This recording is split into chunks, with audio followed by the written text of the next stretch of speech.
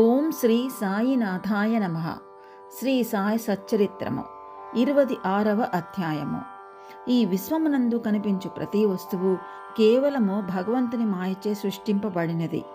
ఈ వస్తువులు నిజముగా ఉండిలేదు. నిజముగా ఉండినది ఒక్కటే, అదే భగవంతుడు. చీకటిలో తాడును గాని దండమును కాని చూచి పామనుకున్నట్లు ప్రపంచములో కనిపించు వస్తువు బాహ్యమునకు అగుపడినట్లు కనిపించును. కానీ అంతర్గతముగానున్న సత్యమును తెలుసుకొనలేము. సద్గురువే మన బుద్ధి అని అక్షులను తెరిపించి వస్తువులను సరిగ్గా చూచినట్లు చేయును. మనకు అగుపడినది నిజస్వరూపం కాదని గ్రహించదము. కాబట్టి సద్గురుని అసలైన దృష్టిని కలుగజేయమని ప్రార్థింతుముగాక. అది సత్యదృష్టి. ఆంతరిక పూజ. హేమాడ్ పంతు మనకు కొత్త రకం పూజా విధానమును బోధించుచున్నారు. సద్గురుని పాదములు కడుగుట, ఆనంద బాష్పములనే వేడి నీళ్లు ఉపయోగించదముగాక. స్వచ్ఛమైన ప్రేమయ్యను చందనమును వారి శరీరమునకు పూసెదముగాక. దృఢ విశ్వాసమును వస్త్రముతో వారి శరీరమును కప్పెదముగాక. అష్టసాత్విక భావములు అనేది 8 తామర పుష్పములు సమర్పించదముగాక. ఏకాగ్ర చిత్రమును ఫలమును సమర్పించదముగాక. భావమును బుక్క వారి శరముపై జల్లి భక్తి అనే మొలతాడును కట్టెదముగాక. మన శిరస్సును వారి బొటన వేళ్లపై నుంచెదముగాక. సద్గురుని ఈ ప్రకారముగా నగలతో అలంకరించి మన సర్వస్వమును వారికి సమర్పింతుముగాక. అట్టి ఆనందకరమైన పూజ చేసిన పిమ్మట ఇటుల ప్రార్థించుముగాక. మా మనస్సును అంతర్ముఖము చేయుము, దానిని లోపల వైపు పోవునట్లు చేయుము. నిత్యానిత్యములకు గల తారతమ్యమును తెలుసుకొని శక్తి దయచేయము. ప్రపంచ వస్తువులందు మాకు గల ఆసక్తిని పోగొట్టి మాకు ఆత్మ సాక్షాత్కారము కలుగునట్లు చేయము. మేము మా శరీరమును ప్రాణమును సర్వమును నీకు సమర్పించదము. సుఖదుఖానుభవములు కలుగకుండునట్లు మా నేత్రములు నీవిగా చేయము. మా శరీరమును మనస్సును నీ స్వాధీనం అందించుకొనుచు నీ ఇష్టము వచ్చినట్లు చేయము. మా చంచల మనస్సు నీ పాదముల చెంత విశ్రాంతి పొందుగాక. ఇక ఈ అధ్యాయంలోని కథల వైపు మరలుదుము. భక్త పంతు. ఒకనాడు పంతు అనుభక్తుడు మరొక సద్గురుని శిష్యుడు అదృష్టవశమున షిరిడీకి వచ్చెను. అతడికి షిరిడీకి పోవు ఇచ్చలేకుండెను. కానీ తానొకటి తలచిన దైవము ఇంకొకటి తలచిన అనుకొనెను. అతడు BBNCI రైల్వేలో పోవుచుండెను. అందులో అనేకులు స్నేహితులు బంధువులు కలిసిరి. వారందరూ షిరిడీకి పోవుచుండెరి. వారందరూ తమ వెంట రమ్మని కోరగా అతడు వారిని కాదనలేకుండెను. వారు బొంబాయిలో దిగిరి. పంతు విరార్లో దిగిన. అచ్చట తన గురువును దర్శించి షిరిడీకి పోవుటకు అనుమతి పొంది ఖర్చుల నిమిత్తము డబ్బును కూర్చుకొని అందరితో కలిసి షిరిడీకి వచ్చెను. అందరూ ఉదయమే షిరిడీ చేరి 11 గంటలకు మసీదుకు పోయిరి. బాబా పూజ కొరకు చేరిన భక్తుల గుంపును చూచి అందరూ సంతసించిరి. కానీ పంతుకు మూర్ఛ వచ్చి హఠాత్తుగా క్రింద పడెను. వారందరూ భయపడిన అతనికి చైతన్యం కలిగించుటకు ప్రయత్నించిరి. అతని ముఖముపై నీళ్లు చల్లగా బాబా కటాక్షించి తెలివి వచ్చెను. నిద్ర నుండి లేచిన వాని వలె లేచి కూర్చుండెను. సర్వజ్ఞుడకు బాబా అతడు ఇంకొక గురువు తాలూకా శిష్యుడని గ్రహించి నిర్భయముగా ఉండమని ధైర్యము చెప్పెను.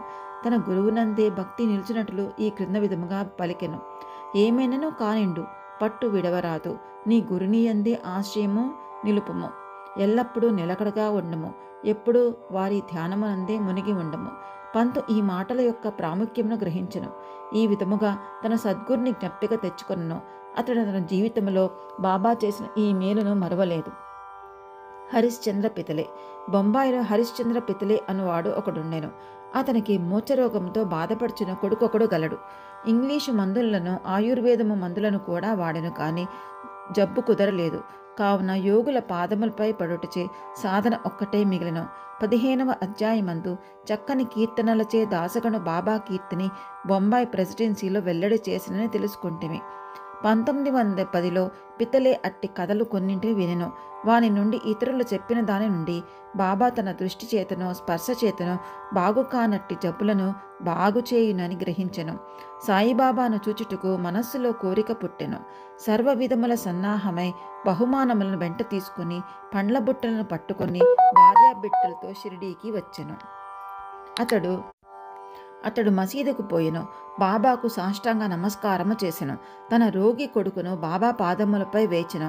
బాబా ఆ బిడ్డ వైపు చూడగానే ఒక వింత జరిగెను. పిల్లవాడు వెంటనే కండ్లు గిర్రున తిప్పి చైతన్యము తప్పి నేలపై పడెను. అతని నోట చొంగ కారెను. అతని శరీరము చెమట పట్టెను. అతడు చచ్చిన వాని వల్లే పడెను. దీన్ని చూచి తల్లిదండ్రులు మిక్కిలి భయపడిరి. అటువంటి మూర్ఛలు వచ్చుచుండెను గాని ఈ మూర్ఛ చాలాసేపటి వరకుండెను. తల్లి కంటనీర వరదలుగా కారచుండెను. ఆమె ఏడ్చుటకు మొదలెడెను. ఆమె స్థితి దొంగల నుండి తప్పించుకొనవలన్ని ఒక గృహములోనికి పరిగెత్తగా అది తన నెత్తిపై పడినట్లు పులికి భయపడి పారిపోయి కసాయివాని చేతిలో పడిన ఆవువలే ఎండచే బాధపడి చెట్టు నీడకు పోగా నది బాటసారిపై పడినట్లు భక్తుడు దేవాలయంకు పోగా అది వానిపై కూలినట్లుండెను. ఆమె ఇటులు ఏడ్చుచుండగా బాబా ఆమెను ఇటులు ఓదార్చెను. ఇటు ఏడవవలదు, కొంతసేపు ఆగము, ఓపికతో ఉండుము, కుర్రవాణిని బసకు తీసుకుని పొమ్ము. అరగంటలో వానికి చైతన్యము వచ్చెను. బాబా చెప్పిన ప్రకారము వారు నెరవేర్చిరి. బాబా మాటలు యథార్థములయ్యెను. వాడాలోనికి తీసుకొని పోగా కుర్రవానికి చైతన్యము వచ్చెను. పిత్తలే కుటుంబం అంతయు సంతోషించిరి. వారి సంశయములన్నీ తీరిను. పిత్తలే బాబా దర్శనములకే భార్యతో మసీదుకు వచ్చెను. వారు బాబా పాదములకు వినయముతో సాష్టాంగ నమస్కారము చేసి వారి పాదముల ఒత్తుచూ కూర్చుండిరి. మనస్సులో బాబా చేసిన ఉపకారమునకు నమస్కరించుచుండిరి. బాబా చిరునవ్వుతో ఇట్లనిరి, నీ ఆలోచనలు, సంశయములు, భయోత్పాతములు ఇప్పుడు చల్లబడినవా? ఎవరికైతే నమ్మకము, ఓపిక గలదో వారిని తప్పకుండా భగవంతుడు రక్షించును. పిత్తలే ధనికుడు, మర్యాద గలవాడు. అతడు అందరికీ అపరిమితముగా మిఠాయి పంచి పెట్టెను. బాబాకు చక్కని పండ్లను తాంబూలము ఇచ్చెను. పిత్తలే భార్య సాత్వికురాలు. ఆమె నిరాడంబరత, ప్రేమ భక్తులతో నిండి ఉండెను. ఆమె స్తంభమునకు దగ్గరగా కూర్చుని బాబా వైపు దృష్టి నిగడ్చి కండ్ల నుండి ఆనంద బాష్పములు రాల్చుచుండెను. ఆమె స్నేహ, ప్రేమ భావములను గని బాబా మిక్కిలి సంతృష్టి చెందెను. దేవుని వలె యోగీశ్వరులు కూడా తమ భక్తులపై ఆధారపడతారు. ఏ భక్తుడు హృదయపూర్వకముగాను మనఃపూర్వకముగాను పూజించి శరణు వేడునో వానికే భగవంతుడు తోడ్పడను. వారు కొద్ది రోజులు బాబా వద్ద సుఖముగా నున్న పిమ్మట ఇంటికి పోవ నిశ్చయించిరి. బాబా దర్శనమునకై మసీదుకు వచ్చిరి. బాబా వారికి ఊది ప్రసాదమిచ్చి ఆశీర్వదించెను. పిత్తులను దగ్గరకు పిలిచి ఇట్లనెను, బాపు, అంతకుముందు 2 రూపాయలు ఇచ్చి ఉంటని, ఇప్పుడు 3 రూపాయలు ఇచ్చుచున్నాను. వీనిని మీ పూజా మందిరములో పెట్టుకుని పూజింపుము, నీవు మేలు పొందెదవు. పిత్తలే వీనిని ప్రసాదముగా అంగీకరించెను. బాబాకు సాష్టాంగ నమస్కారం చేసి ఆశీర్వచనములకై ప్రార్థించెను. ఇదే తాను షిరిడీ పోవటం మొదటిసారి కనుక అంతకుముందు 2 రూపాయలు ఇచ్చినను బాబా మాటల అర్థమును గ్రహింపలేకుండెను. దీనిని తెలుసుకొనవలనని కుతూహలపడెను గాని బాబా ఊరకొనెను. స్వగృహమునకు పోయి తన ముదుసలి తల్లికి ఈ వృత్తాంతమంతయు చెప్పి బాబా అంతకుముందు 2 రూపాయలు ఇచ్చిననియు అదేమి అని అడిగెను. ఆమె తన పుత్రుడితో ఇట్లనెను, నీ కొడుకుతో నీవిప్పుడు షిరిడీకి పోయినట్లు మీ తండ్రి నిన్ను తీసుకుని అక్కల్కోట్కర్ మహారాజు గారి వద్దకు పోయెను. ఆ మహారాజు కూడా సిద్ధపురుషుడు, పూర్ణయోగి, సర్వజ్ఞుడు, దయాళుడువు. మీ తండ్రి నిర్మలమైన భక్తుడు కనుక ఆయన పూజను స్వామి ఆమోదించిరి. వారు మీ తండ్రికి 2 రూపాయలిచ్చి మందిరములో పెట్టి పూజింపమనిరి. మీ తండ్రిగాలు చనిపోవు వరకు వానిని పూజించుచుండిరి. అటు పిమ్మట పూజ ఆగిపోయినది. రూపాయలు పోయినవి. కొన్ని సంవత్సరముల పిమ్మట రూపాయల సంగతి పూర్తిగా మరచితిమి.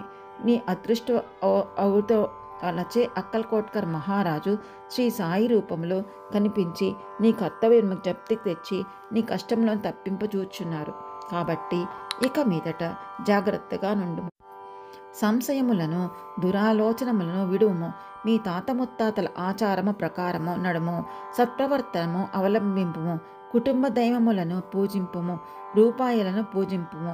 వాని విలువను గ్రహించి వాటిని శ్రద్ధగా పూజించి మహాత్ముల ఆశీర్వచనము దొరికినందుకు గర్వించుము. శ్రీ సాయి నీలోనున్న భక్తిని మేలుకొల్పినారు. నీ మేలు కొరకు దాన్ని అభివృద్ధి చేసుకొనుము. తల్లి మాటలు విని పితలే మిక్కిలి సంతోషించెను. శ్రీ సాయి యొక్క సర్వాంతర్యామిత్వమునందు వారి శక్తి యందు అతనికి నమ్మకము కలిగెను. వారి దర్శన ప్రాముఖ్యమును గ్రహించెను. అప్పటి నుండి తన నడవడి గూర్చి చాలా జాగ్రత్తగా ఉండెను. అంబాడేకర్ గారు పూనా నివాసి గోపాల నారాయణ అంబాడేకర్ బాబా భక్తుడు. అతడు అబ్కారీ డిపార్ట్మెంటులో 10 సంవత్సరములు నౌకరీ చేసెను. ఠాణా జిల్లాలోనూ జవహర్ స్టేట్లోనూ ఆయన ఉద్యోగములను చేసి విరమించుకొనెను. మరొక ఉద్యోగము కొరకు ప్రయత్నించెను, కానీ ఫలించలేదు. అతడు అనేక కష్టముల పాలయ్యెను. అతని స్థితి రాను రాను అసంతృప్తికరముగా ఉండెను. ఈ ప్రకారము 7 ఏండ్లు గడిచెను. అతడు ప్రతి సంవత్సరము షిరిడీకి పోవచ్చు బాబాకు తన కష్టములు చెప్పుచుండెడివాడు. 1916లో అతని స్థితిని చాలా హీనముగా ఉండుటచే షిరిడీలో ప్రాణత్యాగం చేయ నిశ్చయించుకొనెను. అతడు భార్యతో షిరిడీకి వచ్చి 2 మాసములుండెను. దీక్షిత్ వాడాకు ముందున్న ఎడ్లబండి మీద కూర్చుని ఒకనాడు రాత్రి తన దగ్గరనున్న నూతిలో పడి చావవలెనని నిశ్చయించుకొనెను. అతడు ఈ ప్రకారము చేయ నిశ్చయించుకొనగానే బాబా మరి ఒకటి చేయ నిశ్చయించెను. కొన్ని అడుగుల దూరమున ఒక హోటల్ ఉండెను. దాని యజమాని సగుణు మేర్ నాయక్. అతడు బాబా భక్తుడు. అతడు అంబాదేకర్ని పిలిచి, అక్కల్ కోట్కర్ మహారాజు గారి చరిత్రను చదివితివా అని అడుగుచూ పుస్తకం ఇచ్చెను. అంబాదేకర్ దానిని తీసుకుని చదువమనెను. పుస్తకము తెరుచుసరికి ఈ కథ వచ్చెను. అక్కల్ కోట్కర్ మహారాజు గారి కాలములో ఒక భక్తుడు బాగుకానట్టి దీర్ఘరోగముచే బాధపడుచుండెను. బాధను సహించలేక నిరాశ చెంది బావిలో దుమ్మికెను. వెంటనే మహారాజు వచ్చి దానిని బావిలో నుంచి బయటకు తీసి ఇట్లనెను, గత జన్మ పాపపుణ్యములను నీవు అనుభవించక తప్పదు. కర్మానుభవము పూర్తి కాకున్నచో ప్రాణత్యాగము నీకు తోడ్పడదు. నీవింకొక జన్మనెత్తి బాధ అనుభవించవలను. చచ్చుటకు ముందు కొంతకాలము ఏల నీ కర్మను అనుభవించరాదు. గత జన్మముల పాపములను ఏల తుడిచివేయరాదు. దాన్ని శాశ్వతముగా పోవునట్లు చేయుము. సమయోచితమైన ఈ కథను చదివి అంబాడేకర్ మిగిలిన ఆశ్చర్యపడెను. వాని మనస్సు కరగెను. బాబా సలహా ఈ ప్రకారముగా లభింపనిచో వాడు చచ్చియేయుండెను.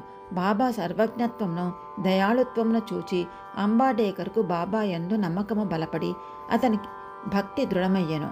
అతని తండ్రి అక్కల్ కోట్కర్ మహారాజు భక్తుడు కాన కొడుకు కూడా తండ్రి వలె భక్తుడు కావాలనని బాబా కోరిక.